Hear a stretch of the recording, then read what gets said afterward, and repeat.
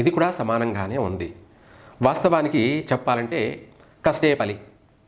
ఇది సింహరాశి వారికి ఎన్నో సంవత్సరాల నుంచి గత సంవత్సరాలలో కూడా అనేక ఒడిదుడుకులు, అనేక కష్ట నష్టాలు, అనేక సమస్యలతోనూ సతమతమవుతూ కొద్ది రోజులు బాగుంటే కొద్ది రోజులు బాగుండకపోతే ఇలా మంచి చెడులు రెండు కూడా ఎదుర్కొంటూనే వస్తూ ఉన్నారు. ఉద్యోగాల్లో స్థానచలనం జరిగే అవకాశం ఉంది. ఉద్యోగం చేస్తున్న వాళ్ళకి ఉద్యోగం కూడా ఊడిపోయే అవకాశాలు కనపడుతున్నాయి. కాబట్టి వీలైనంత వరకు కూడా నిద్ర లేవగానే ఈ యొక్క సింహరాశి వాళ్ళు నిద్ర లేవగానే గణపతిని దర్శనం చేసుకోండి. ఎవరి ముఖం చూడకుండా నిద్ర లేవగానే వెంటనే దైవ దర్శనం, ఇంట్లోనే మనం ఒక ఫోటో లామినేషన్ పెట్టుకొని ఆ నిద్ర లేవగానే కళ్ళు తెరవగానే దేవుని దర్శనం చేసుకోవడం వల్ల ఆ రోజంతా కూడా శుభమే జరుగుతుంది. తెలివిగా జాగ్రత్తగా సద్వినియోగపరుచుకొని ఈ సంవత్సరం అంతా కూడా వీలైనంత వరకు సుఖంగా సౌఖ్యంగా జీవించడానికి ప్రయత్నం చేయండి. సర్వే జన సుఖినో భవంతు. అందరికీ శుభాశీస్సులండి. శ్రీ శాలివాహన శకం 1948వ సంవత్సరం, అలాగే ఇంగ్లీష్ ప్రకారంగా 2026 శ్రీ పరాభవనామ సంవత్సరము చైత్రశుద్ధ పాడ్యమి ఉగాది గురువారం రోజు నుంచి సింహరాశి వారికి పంచాంగ శ్రవణం ప్రకారంగా ఆదాయ వ్యయాలు, రాజ్యపూజ్యాలు ఇవన్నీ కూడా ఈ సంవత్సరం అంతా కూడా ఎలా ఉండబోతుంది, షడ్రుచులు. ఈ రాశి వారికి ఎక్కువగా ఒక మాటలో చెప్పాలంటే చేదు అనేది ఎక్కువగా కనిపిస్తుంది. షడ్ రుచులలో చేదు అనేది అధికంగా కనపడుతుంది సింహరాశి వారికి. దానికి తోడు మన గతంలో జరిగినటువంటి కేతుగ్రస్త చంద్రగ్రహణ ప్రభావం, అలాగే వీరికి రాహుకేతువుల యొక్క ప్రభావం వల్ల అధికమైనటువంటి సమస్యలు, కష్టాలు, నష్టాలు అధికంగా కనపడుతున్నాయి. కాబట్టి ఈ రాశి వారికి ఈ సంవత్సరం అంతా కూడా శుభప్రదంగా ఉండడం కొరకు ఎక్కువగా దైవారాధన అన్నది తప్పకుండా తప్పకుండా ప్రతిరోజు ప్రతినిత్యము ప్రతి పూట కూడా మనం చేసే అటువంటి నిత్యకృత్య కార్యక్రమాలలో దైవ సేవకు కూడా ఒక 15 నిమిషాలు టైం కేటాయించడమే వీళ్ళ యొక్క కర్తవ్యం. అయితే ముందుగా మనకు శ్రీ పరాభవనామ సంవత్సరం ఆదాయ వ్యయాల గురించి తెలుసుకుందాం. సింహరాశి వారికి ఆదాయం 5, అలాగే వ్యయము కూడా 5 ఇక్కడ మనకు సమానంగా ఉంది. రాజ్యపూజ్యము 7, అవమానం కూడా 7 ఇది కూడా సమానంగానే ఉంది. వాస్తవానికి చెప్పాలంటే కష్టే ఫలి. ఇది సింహరాశి వారికి ఎన్నో సంవత్సరాల నుంచి గత సంవత్సరాలలో కూడా అనేక ఒడిదుడుకులు, అనేక కష్ట నష్టాలు, అనేక సమస్యలతోనూ సతమతమవుతూ కొద్ది రోజులు బాగుంటే కొద్ది రోజులు బాగుండకపోతే ఇలా మంచి చెడులు రెండు కూడా ఎదుర్కొంటూనే వస్తూ ఉన్నారు. ఈ పరాభవనామ సంవత్సరం ఇంకా కూడా కొంతమేర అధికమైనటువంటి ఇబ్బందులు, ఒడిదుడుకులు అనేది ఉన్నాయి. అది కూడా తెలుసుకుందాం. ప్రస్తుతానికి సింహరాశి వారికి గురువు ఏకాదశ స్థానంలోను జూన్ వరకు, ఆ తర్వాత ద్వాదశం అంటే 1000 స్థానం 12వ ఇంట ఆ తదుపరి, ఆ తర్వాత రాహుకేతువులు సింహరాశిలోను 7వ ఇంట కుంభరాశిలో ప్రస్తుతం కుజుడితో కలిసి రాహువు. ఈ యొక్క రాహు యొక్క ప్రభావం, రాహుకేతువుల యొక్క ప్రభావం ప్రతి విషయంలో కూడా కష్టే ఫలి. ప్రతిదీ కూడా కష్టపడాల్సిందే. కష్టపడితే అది కూడా ఆధ్యాత్మికంగా దైవ చింతనతోటి కష్టపడినట్టయితే వీళ్లకు మంచి సత్ఫలితాలు కలుగుతాయి. అన్య ఆలోచనలు, అపరాధమైనటువంటి ఆలోచనలు, నిర్ణయాలు, తప్పుడు నిర్ణయాలు తోటి వీళ్ళు ఏదైనా సరే చేసినట్టయితే వెంటనే దానికి మూల్యం చెల్లించవలసిందే అన్నట్టుగా ఒక త్రాచు లెక్కన వీళ్ళు ప్రతిదీ కూడా పర్ఫెక్ట్గా నడుచుకోవాలి.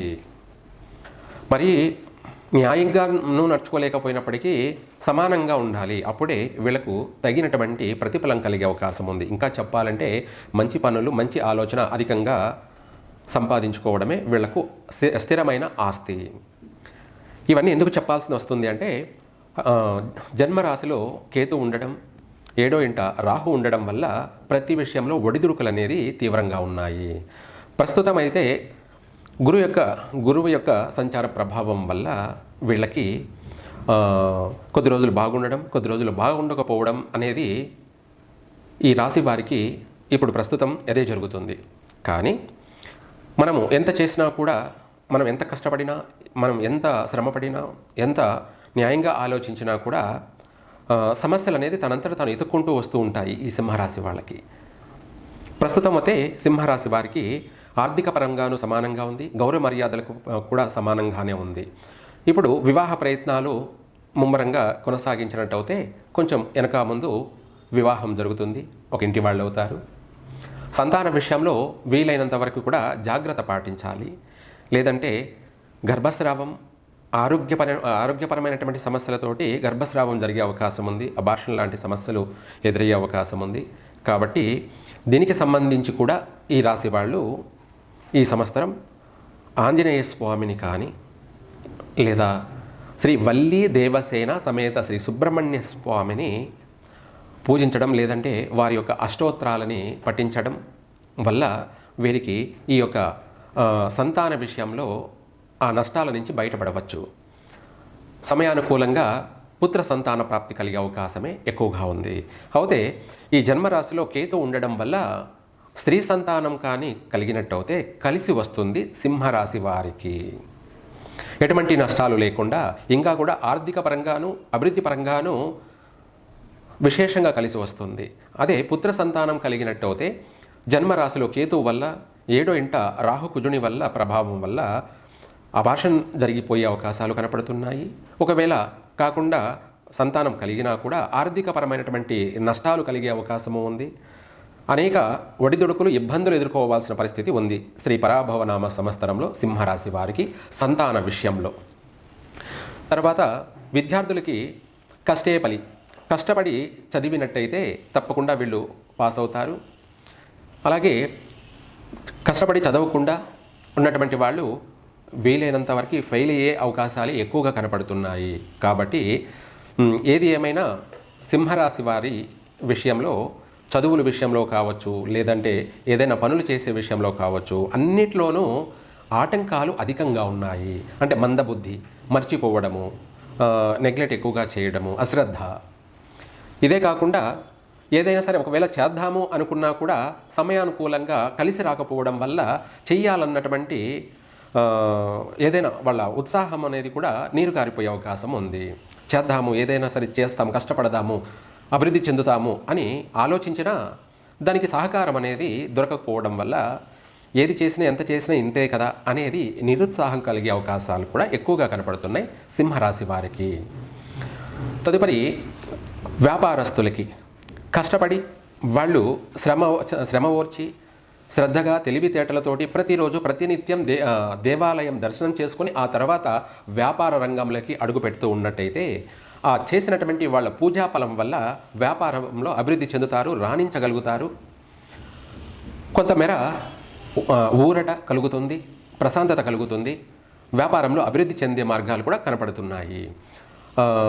మనము ఆ గుడి దోవన వెళ్తూ కూడా గుడిలోకి పోయి వ్యాపారాన్ని ప్రారంభించినట్టయితే ఆ ఉన్న వ్యాపారాన్ని తొందరలో మూసుకోవాల్సిన పరిస్థితి కూడా వచ్చే అవకాశం ఉంది. ఇది తప్పకుండా ఆచరించాల్సిందే. ఎందుకంటే వ్యక్తిగతంగా ఎవరి జీవితం, ఎవరి పర్సనల్ జీవితం వాళ్ళదే. మీరు బాగుండడానికి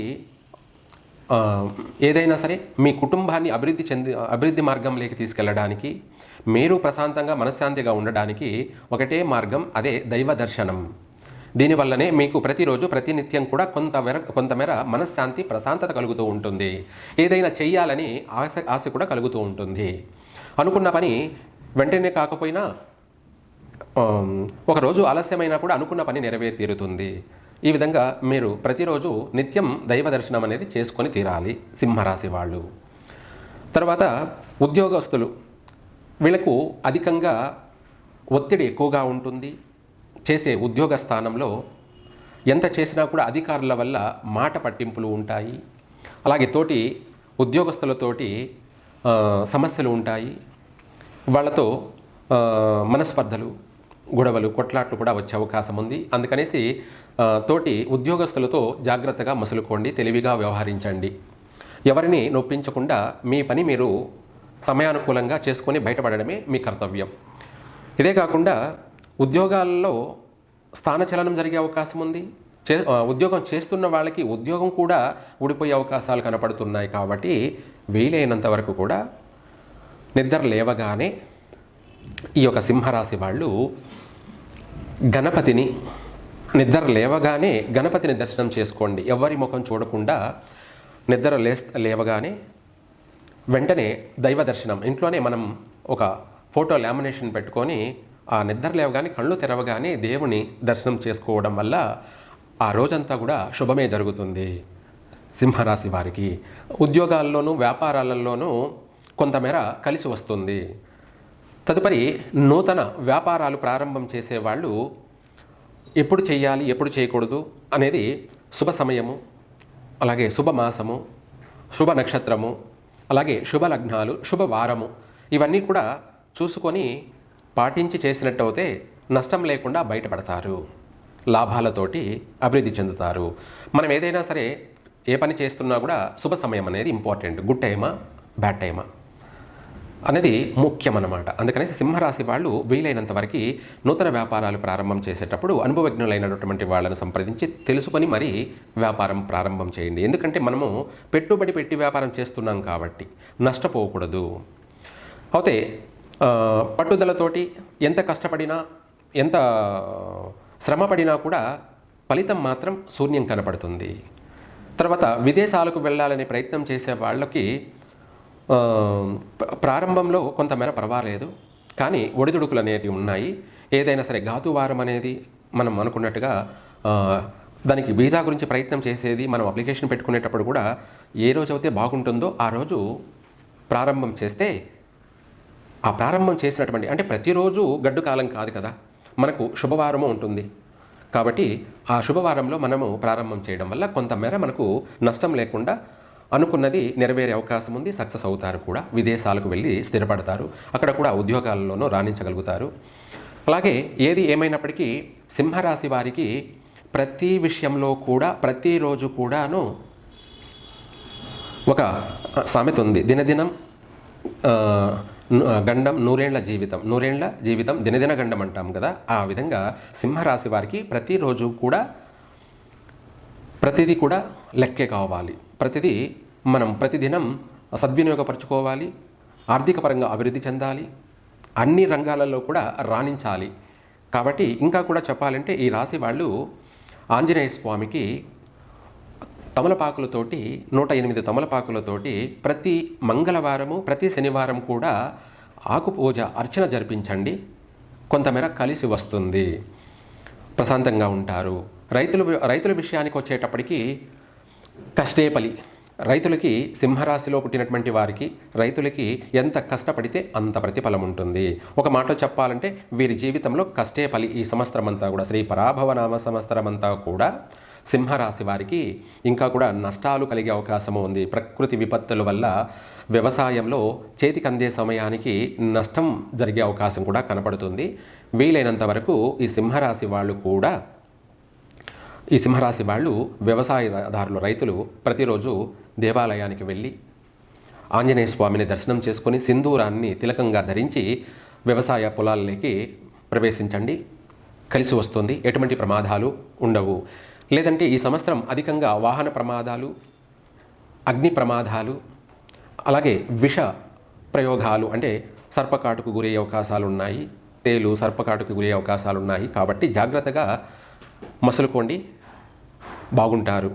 తర్వాత ఈ సింహరాశి వారికి కొన్ని విషయాలలో ఉన్న పలాన అనుకున్న పని నెరవేరే అవకాశం ఉన్నప్పటికీ కూడా ఆర్థిక పరంగా ఓవరాల్గా అధికమైనటువంటి ఖర్చు కనపడుతుంది.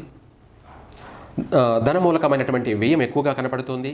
భార్యాభర్తల మధ్య మనస్పర్ధలు, తగాదాలు, ఎడబాట్లు కూడా కనపడుతున్నాయి.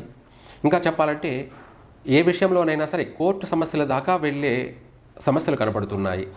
చిన్నదానికి కూడా ప్రతి విషయంలో అది చిన్న సమస్య కాస్త పెద్ద సమస్య కోర్టు విషయాల వరకు కూడా వెళ్ళే అవకాశం కనపడుతుంది. కాబట్టి జాగ్రత్తగా నడుచుకోండి సింహరాశి వాళ్ళు. ఇవన్నీ చూసి భయపడాల్సిన అవసరం లేదు. వీటికన్నిటికీ బ్రహ్మాస్త్రం లాంటిది భక్తి మార్గం. ఆ భక్తి మార్గంగానే ప్రతిరోజు ప్రతినిత్యం కూడా మనము సుఖంగా సౌఖ్యంగా జీవించవచ్చు. ఇది ఒకటే మనకు ఏకైక పరిష్కార మార్గము. తదుపరి ఈ సింహరాశి వారికి రియల్ ఎస్టేట్ వ్యాపారాల విషయాల్లో కూడా కొంతమేర నష్టాలు వాటిల్లే అవకాశం ఉంది, జాగ్రత్త పడండి. రాజకీయ నాయకులకి కొన్ని విషయాలలో బాగుంటుంది, కొన్ని విషయాలలో మాత్రం వీళ్ళకి చాలా జాగ్రత్తలు అవసరము.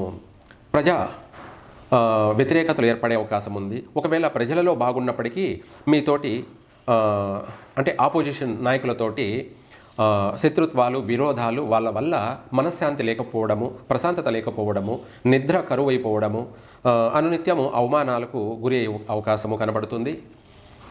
లేదంటే ఉన్న పదవిని కూడా కోల్పోయే అవకాశాలు కూడా కనపడుతున్నాయి సింహరాశి వాళ్ళకి. వాళ్ళ పదవిని వాళ్ళు కాపాడుకోవడం కోసం వీలైనంత వరకు రుద్ర గణపతి హోమాన్ని జరిపించుకోండి. ఈ ఆటంకాలన్నీ కూడా వైదొలిగిపోతాయి. సర్వకార్య సిద్ధిరస్తు అన్నట్టుగా అన్ని రంగాలలో కూడా రాణించగలుగుతారు రాజకీయ నాయకులు ప్రజా ఆకర్షణతోటి. అలాగే ఆపోజిషన్ వాళ్ళతోటి లేదా మీ సొంత పార్టీలోనే మీకు వెన్నుపోటుదారులు ఉన్నారు కాబట్టి వాళ్ళందరి నుంచి కూడా తప్పించుకు తిరుగుబాటు దన్నేడు సుమి అన్నట్టుగా మీరు అన్నిటి నుంచి కూడా సేవ్ అవుతారు.